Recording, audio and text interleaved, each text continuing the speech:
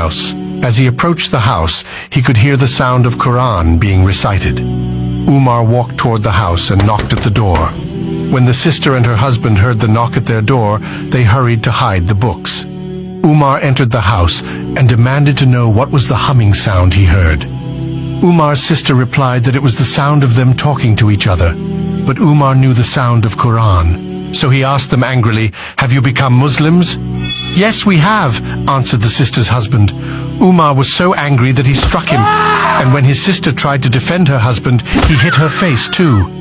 Blood started drooling from her face by now. Umar's sister stood up and faced her angry brother, saying, "You enemy of God, you have hit me just because I believe in God. Whether you like it or not, I testify that there is no God but Allah, and that Muhammad is his slave and messenger. Do whatever you will." Umar saw the blood running down his sister's face. Her words echoed in his ears. He demanded that the words of Qur'an he had heard as he approached the house be recited to him. When his sister recited the words from Qur'an, his eyes were filled with hot tears. "Is this what we are up against?" he cried. "The one who has spoken these words needs to be worshipped." Umar left his sister's house and rushed to the Prophet. Those with the Prophet were afraid of Umar, so they tried to stop him. The Prophet asked him, "Why did you come here, son of Khattab?" Umar faced the Prophet with humility and joy and said, "O Messenger of God, I have come for no reason, except to say I believe in God and His Messenger." The Prophet was overcome with joy and cried out that God was great. Umar's conversion had a miraculous effect on the people of Mecca. More and more people now followed the Prophet. The disbelievers then made the life of Prophet even more difficult. They imposed a total ban on contact with the Prophet's family. The Prophet was forced to leave Mecca on account of the ban. During this period, the Prophet and his disciples mostly stayed indoors, and Islam made no progress outside. During the sacred months, when people were not violent, the Prophet came out to preach. The ban on the Prophet's family was lifted after 3 years, and he returned to Mecca. In the following year, his uncle Abu Talib and his wife Khadijah died. After the death of his wife, the Prophet married a widowed woman, Sauda. She and her husband had emigrated to Abyssinia in the early years of persecution.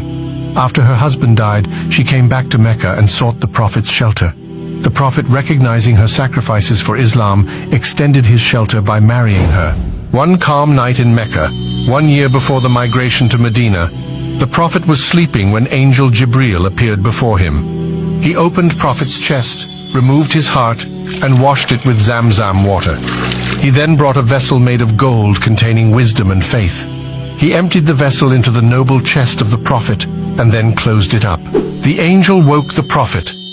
There the Prophet saw a white animal, smaller than a horse, but larger than a donkey, with wings on each side of its hind legs. The Prophet mounted the animal and took off to Bayt al-Maqdis in Jerusalem. This part of the journey is called Al-Isra. After dismounting the animal, the Prophet entered Al-Aqsa Mosque and prayed. He then saw his predecessors, Musa, Isa, and Ibrahim, peace be upon them, standing before him. The Prophet then went on to lead them in prayers.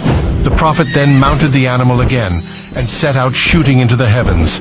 This ascension is known as Al-Miraj. The angel led the Prophet to the Lote tree. At this point of the journey, Allah spoke to him directly and revealed to him the last verses of Surah Al-Baqarah.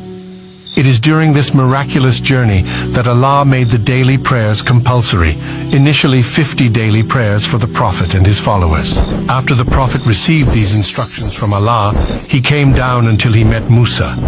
The old Prophet asked about the acts of worship Allah had prescribed for him. When the Prophet informed him about the 50 prayers, the Musa said, "Your people will not be able to perform 50 prayers each day.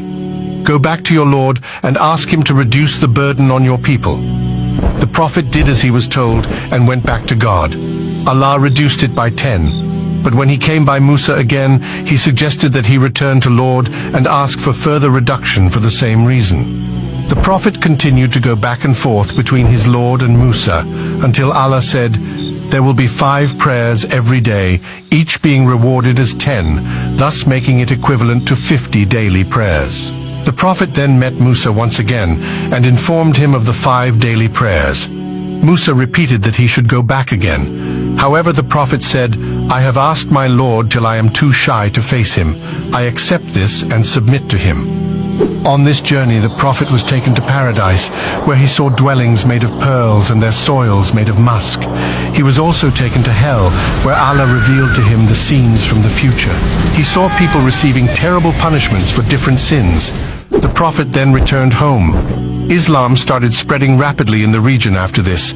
The disbelievers were very angry with this. One day, leaders decided to kill the prophet. They developed a plan in which one man was chosen from each of their tribes, and they all planned to attack the prophet simultaneously. An angel informed the prophet about their plans and asked him to leave Mecca immediately.